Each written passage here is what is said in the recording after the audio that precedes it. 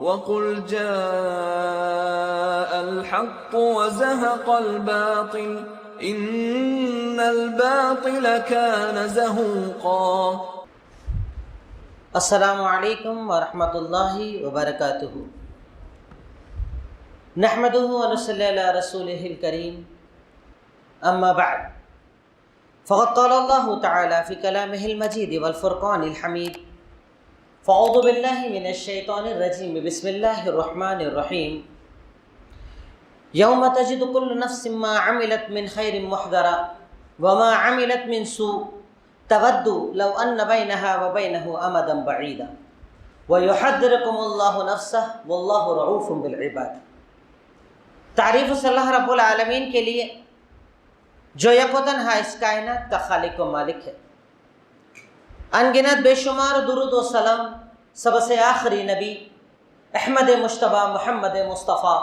صلی اللہ علیہ وسلم کی ذات گرامی پر اللہم صلی علی محمد وعلی آل محمد کما صلیت علی ابراہیم وعلی آل ابراہیم انکا حمید مجید، اللہم بارک علی محمد وعلی آل محمد کما بارکت علی ابراہیم وعلی آل ابراہیم انکا حمید مجید۔ رب اشرح لی صدری ویسر لی امری واحلل عقدۃ من لسانی یفقہوا قولی، ربی زدنی علما ربی زدنی علما ربی زدنی علما۔ الحمدللہ جامعہ عمر فاروق کا یہ سالانہ اجلاس، جس میں کچھ عناوین آپ کے سامنے رکھے گئے ہیں تاکہ جو باتیں ہم سنیں اس پر ہم عمل کرنے والے بنیں، اللہ رب العالمین تمام سنی گئی باتوں پر ہمیں عمل کی توفیق عطا فرمائے۔ عنوان جو مجھے دیا گیا ہے، چونکہ وقت صرف 20 منٹ کا ہے، کچھ مختصر سی باتیں اس عنوان پر رکھوں۔ ذمہ دار اور ذمہ داری کی اہمیت۔ ذمہ دار کہتے کسے ہیں؟ جیسے ہمارے یہاں ہم کہتے ہیں نا، یہ ذمہ دار ہیں، یہ ذمہ دار ہیں، یہ مدرسے کے ذمہ دار ہیں، یہ مسجد کے ذمہ دار ہیں۔ تو ذمہ دار کا مطلب ہوتا ہے کسی کام کو سنبھالنے والا، جس کے ذمے آپ نے کام دے دیا، اسے رسپانسیبل بنا دیا، جسے انگلش میں ہم رسپانسبلٹی بولتے ہیں، کہ آپ نے اسے وہ کام دے دیا۔ اب کام دینے کے بعد اس کی یہ ذمہ داری ہے کہ اس کام کو اچھی طریقے سے پورا کرے۔ اللہ تعالیٰ کو حاضر ناظر جان کر، اپنے کام کے مقصد کو سمجھ کر، اس ذمہ داری کے پیچھے لوگ اس سے کیا چاہتے ہیں، ذمہ داری دینے والے کیا چاہتے ہیں، اسے جان کر پورا کرنا، یہ ایک ذمہ دار کی ذمہ داری کی اہمیت ہوتی ہے کہ وہ اس بات کو سمجھے کہ مجھے اگر مسجد دی گئی ہے تو کیوں دی گئی ہے، مجھے اگر مدرسہ دیا گیا ہے تو کیوں دیا گیا ہے، مجھے اگر گھر دیا گیا ہے تو کیوں دیا گیا ہے، کیونکہ اللہ رب العالمین نے ہمیں ذمہ دار بنایا ہے۔ اللہ تعالیٰ نے جب ہمیں پیدا کیا تو ایک انسان کی حیثیت سے ہمیں ذمہ داری دیتے ہوئے ارشاد فرمایا کہ وَمَا خَلَقْتُ الْجِنَّ وَالْإِنسَ إِلَّا لِيَعْبُدُونَ مَا أُرِيدُ مِنْهُمْ مِنْ رِزْقٍ وَمَا أُرِيدُ أَنْ يُطْعِمُونَ۔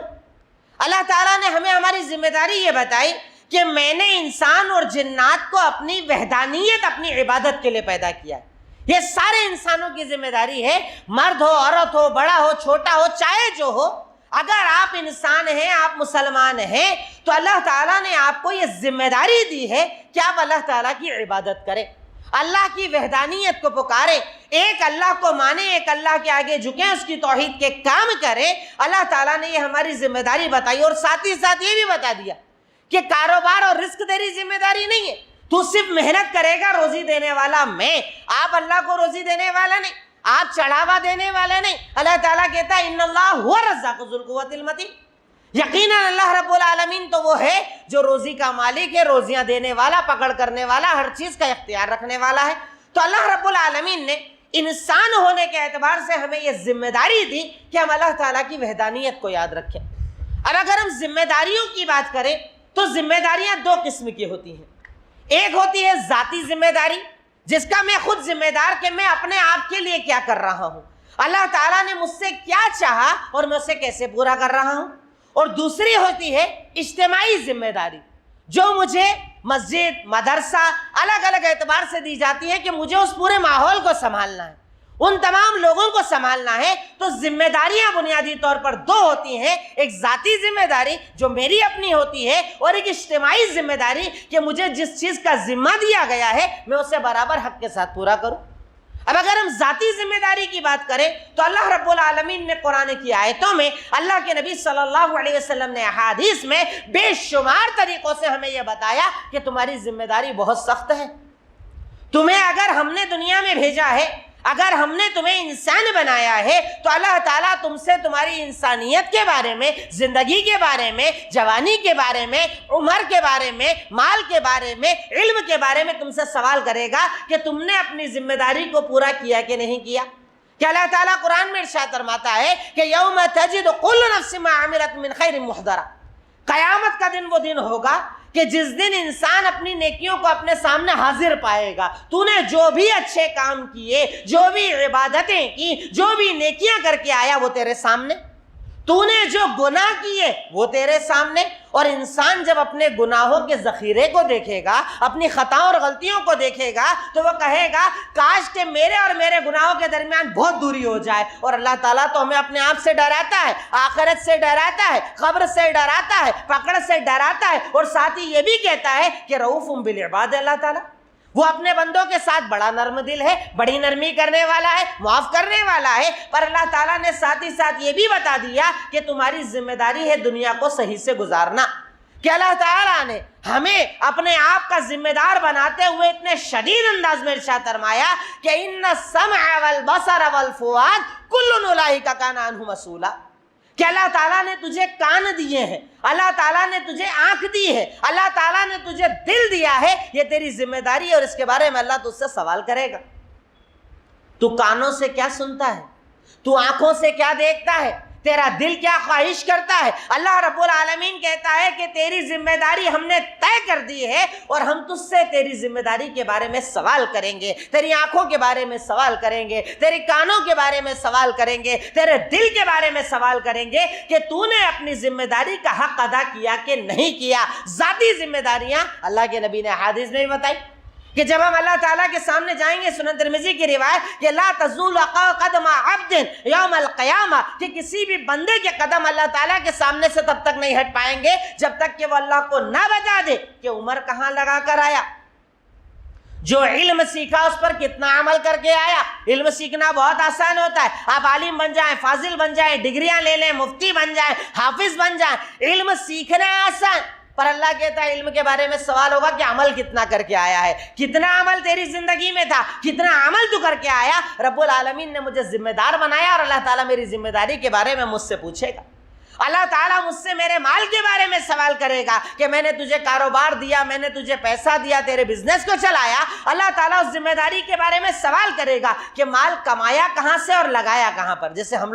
ہمارے یہاں صرف کمانے کا ٹینشن زیادہ ہوتا ہے، لگانے کی فکر کون کرتا ہے؟ موبائل میں لگا رہے ہیں، گاڑی میں لگا رہے ہیں، حرام میں لگا رہے ہیں، حلال میں لگا رہے ہیں۔ اللہ کے نبی صلی اللہ علیہ وسلم نے ارشاد فرمایا کہ رب العالمین تجھ سے تیری ذمہ داری کے بارے میں سوال کرے گا کہ مال کمایا کہاں سے اور لگایا کہاں پر۔ سوال کیا جائے گا، اللہ تعالیٰ پوچھے گا، اور خاص طور پر اللہ تعالیٰ تیرے جسم کے بارے میں سوال کرے گا کہ میں نے تجھے توانا جسم دیا، میں نے تجھے جسم عطا کیا، اس جسم کو کہاں لگا کر آیا، اللہ تعالیٰ سوال کرے گا۔ تو ذاتی ذمہ داریوں کے لیے اللہ رب العالمین نے بہت ساری آیتوں میں ہمیں بتایا اور ہمیں ذمہ دار بتایا کہ یہ دنیا تیری ذمہ داری ہے کہ اچھے سے گزار لے، اس کے بعد تیری قبر اور تیری آخرت طے کی جائے گی، یہ تیری منزلیں طے کی جائے گی، تیری ذمہ داری کا احساس۔ اور اسی لیے دیکھیں آپ، جن لوگوں میں ذمہ داری کا احساس نہیں ہوتا، جو لاپرواہ لوگ ہوتے ہیں، ان کی زندگی کے حالات کیا ہوتے ہیں؟ اب مجھے یہ پتہ ہی نہیں ہے کہ میرے پیدا ہونے کا مقصد کیا ہے، مجھے پتہ ہی نہیں ہے میرے مسلمان ہونے کا مقصد کیا ہے، مجھے پتہ ہی نہیں ہے کہ میرے مسلمان ہونے کا مقصد کیا ہے، مجھے پتہ ہی نہیں ہے کہ اللہ تعالیٰ نے مجھے مال کیوں دیا، مجھے پتہ نہیں ہے اللہ نے مجھے زندگی کیوں دی ہے۔ جو لوگ ذمہ داری کا احساس نہیں رکھتے وہ لاپرواہ ہو جاتے ہیں، بے نمازی، روزے چھوڑنے والے، عبادتیں چھوڑنے والے، دھوکے دینے والے، مال کو حرام طریقے سے بیچنے والے، ناپ تول میں کمی کرنے والے، بہن بیٹیوں کے حصے دبانے والے، قرض لے کر نہ ادا کرنے والے، 2 نمبر کے کاروبار کرنے والے، لون اور بیاج کی زندگی جینے والے۔ کیوں؟ کیونکہ ان کے اندر احساس نہیں ہوتا نا ذمہ داری کا کہ ہمیں کہاں جواب دینا ہے، ہمیں کہاں اللہ کے سامنے جانا ہے۔ اور ہم میں سے زیادہ تر لوگ ایسی زندگی جی رہے ہیں کہ ان کی زندگی میں ایسا لگتا ہے کہ قبر آنے والی نہیں، حساب ہونے والا نہیں، اللہ تعالیٰ سوال کرنے والا نہیں، جبکہ اللہ تعالیٰ ہم سے سوال کرے گا ذاتی ذمہ داریوں کے تعلق سے۔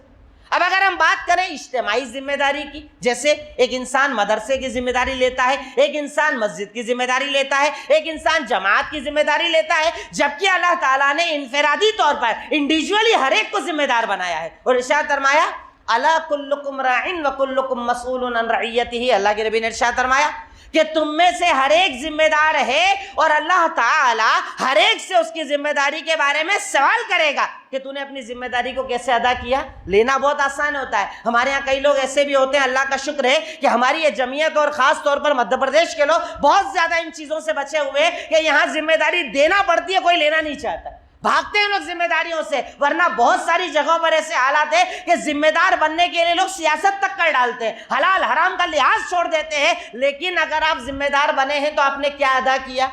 آپ نے کیا کام کیا؟ آپ کے پاس مسجد ہے، آپ نے کیا کام کیا؟ آپ کے پاس مدرسہ، آپ نے کیا کام کیا؟ آپ کے پاس جماعت ہے، آپ نے کیا کام کیا؟ اگر کر پا رہے ہیں تو کیجئے، ورنہ کسی اور کے ذمہ دار بنائیے، کیونکہ اللہ تعالیٰ اس اجتماعی ذمہ داری کے بارے میں آپ سے سوال کرے گا۔ الا کلکم راع وکلکم مسئول عن رعیتہ، کہ تم میں سے ہر ایک ذمہ دار ہے اور اللہ تعالیٰ ہر ایک سے اس کی ذمہ داری کے بارے میں سوال کرے گا۔ الگ الگ بتایا، الرجل راع علی اہل بیتہ، ایک مرد ذمہ دار ہے اپنے گھر والوں کے اوپر، اور اللہ تعالیٰ قیامت کے دن پوچھے گا اس سے کہ تو کیا کر کے آیا۔ ورنہ ہم میں سے بہت سارے باپ ایسے ہیں کہ کما تو لیتے ہیں،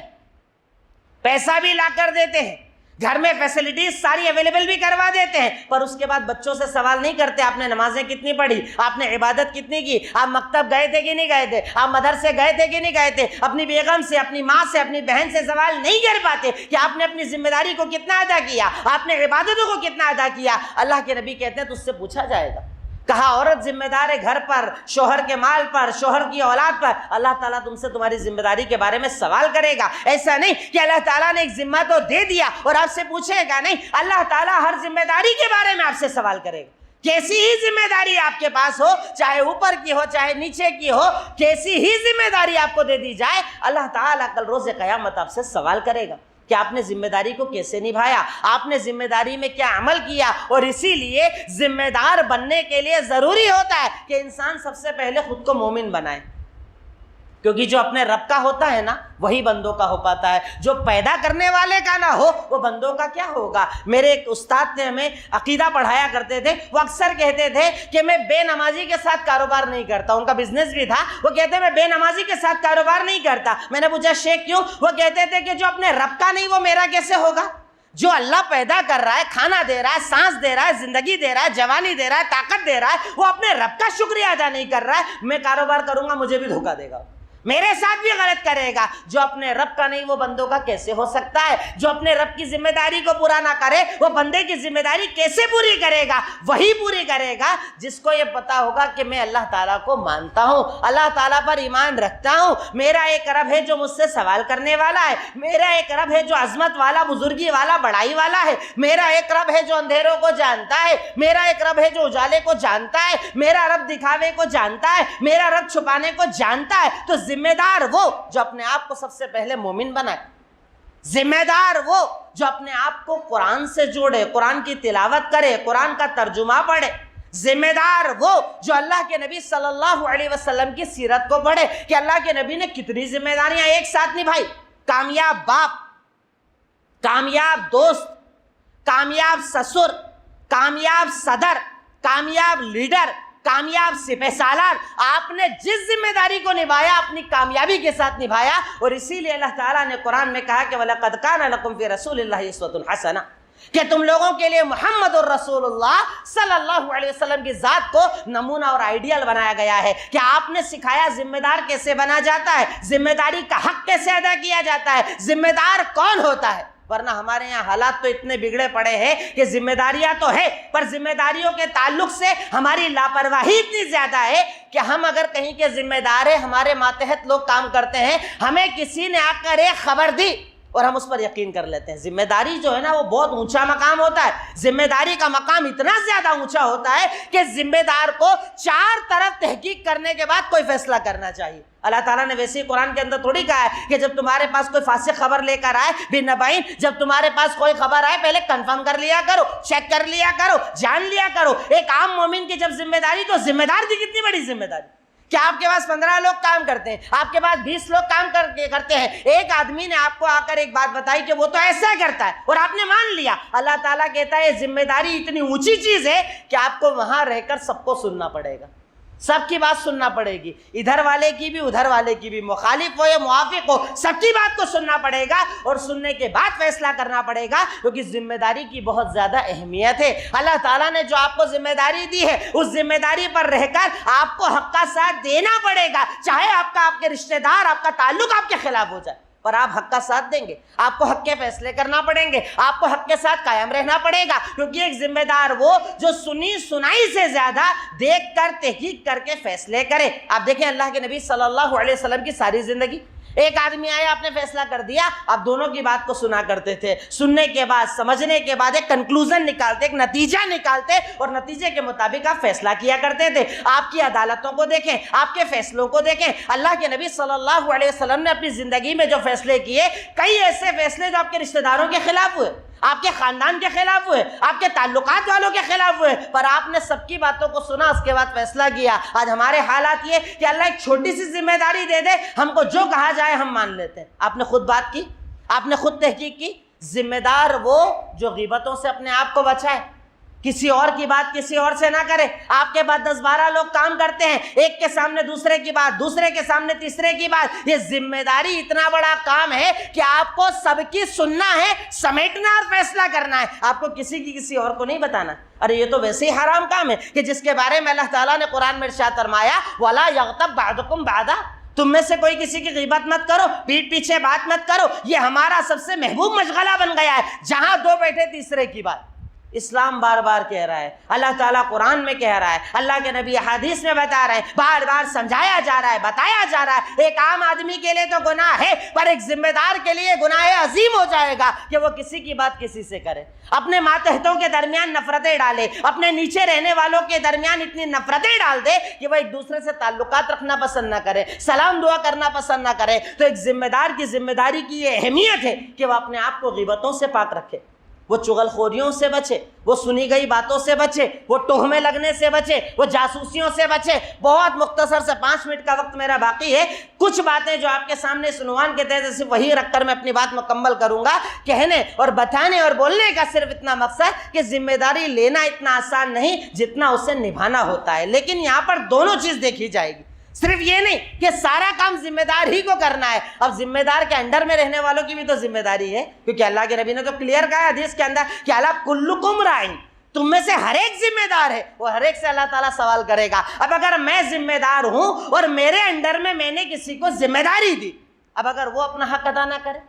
وہ اپنے حق میں کوتاہی کرے, وہ اپنے وقت میں کوتاہی کرے, وقت جو دیا گیا ہے اسے ادا نہ کرے, کام جو دیا گیا ہے اسے ادا نہ کرے, کہ اللہ تعالیٰ اس سے سوال نہ کرے گا. علامہ ابن عثیمین نے تو یہاں تک فتویٰ دیا ہے, سوال کیا گیا کہ ایک آدمی کہیں پر نوکری کرتا ہے, ایک نوکری کے لیے اس کا وظیفہ مقرر کیا گیا, سیلری فکس کی گئی, اور اگر وہ سیلری والا کام نہیں کرتا, کہا اس کا سیلری لینا حرام,